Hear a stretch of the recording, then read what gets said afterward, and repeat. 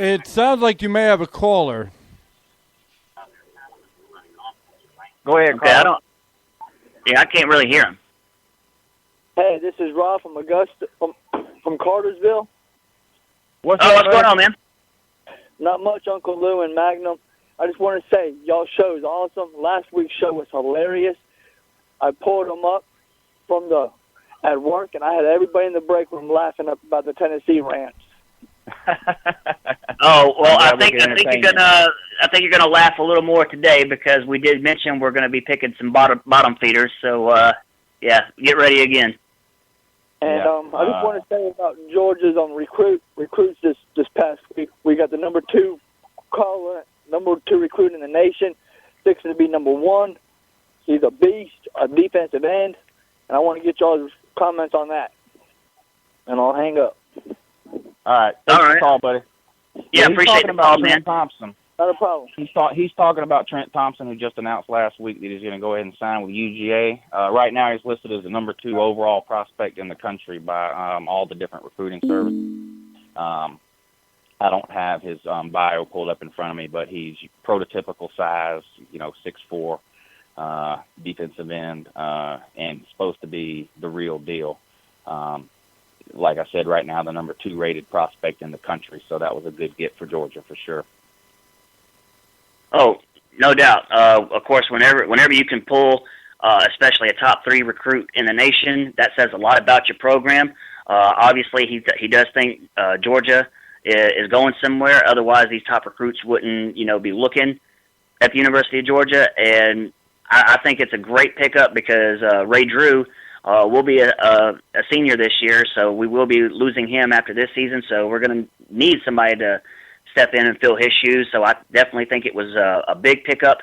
I do think I've read a little bit about him, but like you, I don't have everything pulled up right in front of me. But everything that I've read and heard, he's a great guy. He's very, very talented, and I'm looking forward to seeing him on the field. I've heard some good things about him. Yeah, if he pans out, then we're going to have two or three years of him on one side of the defensive line and Lorenzo Carter, who's our true freshman defensive end that we got, that's starting this year. But that could set up for a good 2 or 3 year run on Georgia's defensive line with Trent Thompson on one end and Lorenzo Carter on the other. Those are 2 big bookends.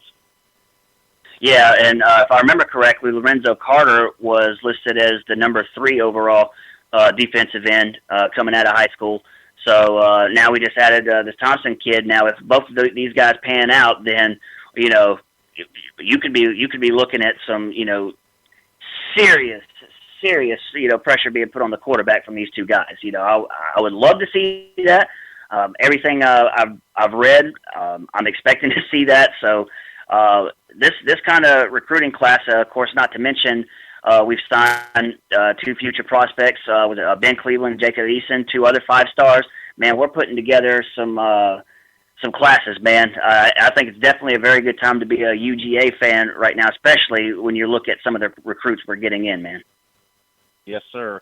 All right, thanks for the call, Rob. Now, for anybody that didn't hear that, I have Florida State winning the Atlantic, Duke winning the Coastal, and Florida State winning the conference championship game in the ACC. Your bottom feeders, of course, are going to be your usual suspects: Georgia Tech, Pitt, Virginia, Wake Forest, and Boston College. I don't expect much from them this year either. So it's another typical year in the ACC. One good team, a couple of middle-of-the-road teams, and a bunch of crap teams. And I think we might have another caller. Go ahead, caller. You there? Yeah, I heard the little noise too. We got a caller, Ray? No, I think it was that one just waiting to get out. Oh, okay. All right, on to the Big Ten here, which is a joke of a conference pretty much from top to bottom. They finally did away with whatever ridiculous names they had for their divisions, the leaders and the legends. I guess once they figured out they didn't have any leaders or any legends in that conference, they went ahead and just went with the usual East and West for their division names.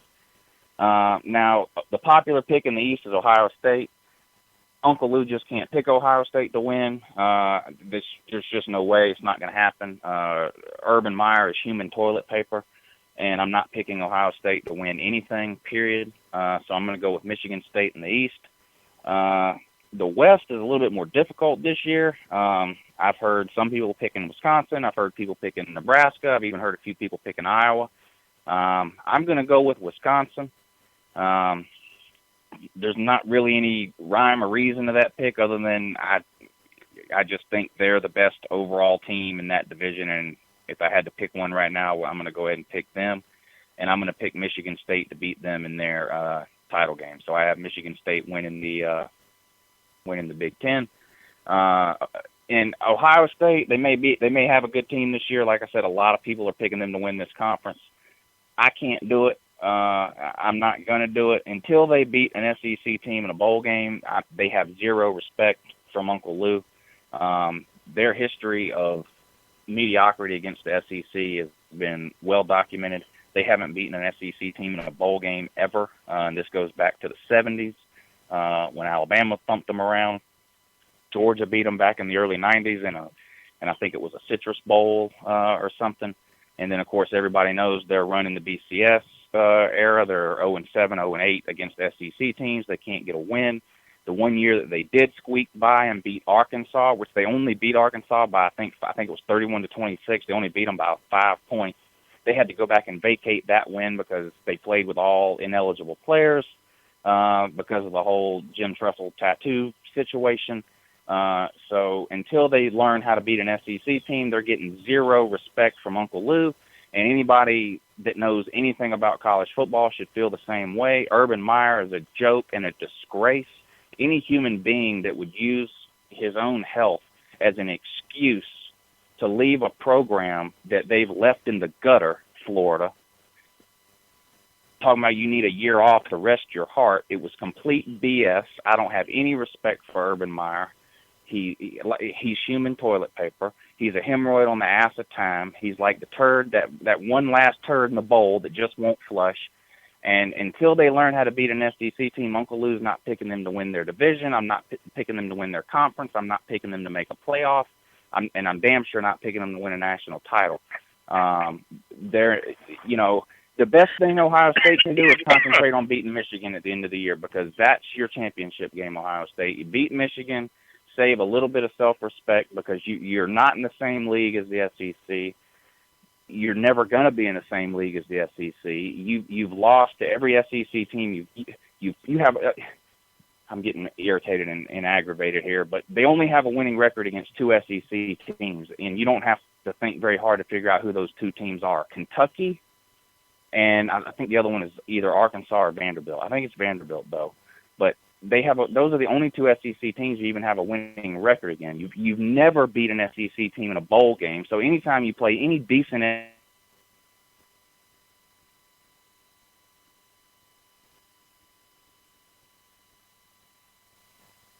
Kiffin, your coach would be the most embarrassing name in college football.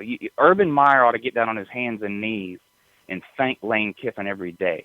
Because if it wasn't for Lane Kiffin, Urban Meyer would be the biggest joke in college football. All right, I got to move on now because I'm getting cross-eyed. But anyway, so yeah, that's the Big Ten. I'll move on. The Big 12. They don't play a conference championship game, so they're not divided into East, West, or North or West or anything like that. And even though they're called the Big 12, they don't even have 12 teams. They only have 10 teams, so if someone wants to call in and explain that to Uncle Lou, go ahead. But, yep, the Big 12 has 10 teams, which is amazing. I'm going to pick Oklahoma to win it. Now, Baylor could very easily win this conference. Baylor is a good team, and they have probably one of the best, if not the best, quarterbacks in the nation. A serious Heisman contender, and I think it'll come down to those two teams. But I'm going to go ahead and roll with Oklahoma in the Big 12. That brings us to the Pac-12, which we did our conference rankings. We both agreed was probably the second best conference in the country. Some good teams here. They have two divisions, the North and the South. They also play a championship game. In the North, I guess it's probably going to come down to Oregon and Stanford. And as much as I hate to do it, I'm going to pick Oregon to win the North. even though I have to admit I do like Stanford. Stanford is basically, they're like an SEC team stuck on the West Coast. I like the style of football that Stanford plays. It's just something's telling me that this is Oregon's year, so I'm going to pick Oregon in the North. In the South, I'm going to pick UCLA. I think they have a chance to have a really good year this year. Southern Cal's also in the South. I don't look for much out of them this year. Arizona State's getting a little bit of buzz, but I think they're a year or two away. So I'm going to pick UCLA to win the South, Oregon to win the North, and I'm actually going to pick UCLA to win the Pac-12. They do have some tough games, but 3 of their toughest games this year are at home, which is, and anytime you can play at home, it's an obvious advantage. So I'm going to go ahead and pick UCLA to win the Pac-12, and that brings us to the SEC. Now, who I pick in the East should be no surprise to anybody at all. I'm going to pick Georgia to win the East. I don't think it's going to be easy by any stretch of the imagination. I think Missouri is going to take a big step backwards this year. I know they had a good little run last year, but I just think they lost too much and they take a step back. I think Florida, there's no way Florida goes 4-8 again. I just don't see it happening. They're a better team than that, as much as I hate to say that. They're not a 4-win team. If we as Georgia fans are going to spend as much time as we do talking about our injuries as one of the reasons for what happened last year, then we have to, you know, as much as it hurts, we have to give Florida that same respect. They were obliterated by injuries last year as well. They have an NFL defense. For Florida, it's going to come down to Jeff Driscoll, and I don't have faith or confidence in him as a quarterback. I just don't, which is why I'm picking Georgia to win the East over Florida and Carolina. I think Carolina has another good year too, 9, 10, maybe even 11 wins. In fact, I have a feeling that, well, I'll get into that later. But I think Georgia wins the East. And in the West, the West. Well, it's going to come down to 3 teams like it always does, Alabama, LSU, and Auburn. Texas A&M has a lot in common, I think, with Missouri. They're going to take a big step back this year. Well, maybe not a big step back, but they're definitely going to take a step back. Much as I hate Johnny Manziel, they're not replacing him there. He's gone. They lost that big wide receiver, Mike Evans, and that Matthews that the Falcons drafted with their first pick. So they're going to take a step back. That leaves us with Auburn, Alabama, and LSU. I'm excited to see LSU play this year. They have a chance, I think, to have a breakout year this year. That running back that they got, I think, is going to be the real deal, Leonard Fournette. He's a true freshman. He could have went anywhere in the country he wanted. He chose LSU, and if he's anywhere near as good as what everybody's saying he is, then he could turn LSU's offense around. And it seems like they always have a pretty good defense. But still, I think they finished 3rd this year. And I think it's going to come down to Auburn and Alabama. And unfortunately for Auburn, they play Georgia. And for that reason, you know what? Screw it. Auburn wins the West. There, I said it. So all you Bammers, Auburn wins the West this year. Whatever, Gus Malzahn marching into T-Town, Tuscaloosa, and will beat Alabama the last game of the year and win the West. I think Auburn will only have 1 loss. It'll be to Georgia. I think Alabama will only have 1 loss, and it'll be to Auburn. So Auburn will own the tiebreaker over Alabama, which means Georgia and Auburn will have a rematch in the SEC title game, which, of course, Georgia will win. Auburn beats Alabama this year in the Iron Bowl. And once that happens, then the whole world will know the real reason that Lane Kiffin was hired at Alabama when they trot him out and fire him in the public square there in Tuscaloosa. That way Nick Saban doesn't have to take any of the blame. They're going to blame it on Lane Kiffin. He'll be fired after 1 year just for losing to Alabama. So there you have it. That's Uncle Lou's predictions, all the conference winners from the Big 5 conferences.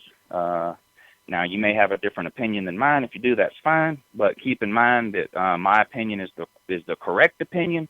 And if you want to make any money, those are the opinions you need to go with. So over to you, Magnum. All right, man. Well, actually, I liked a lot of those picks.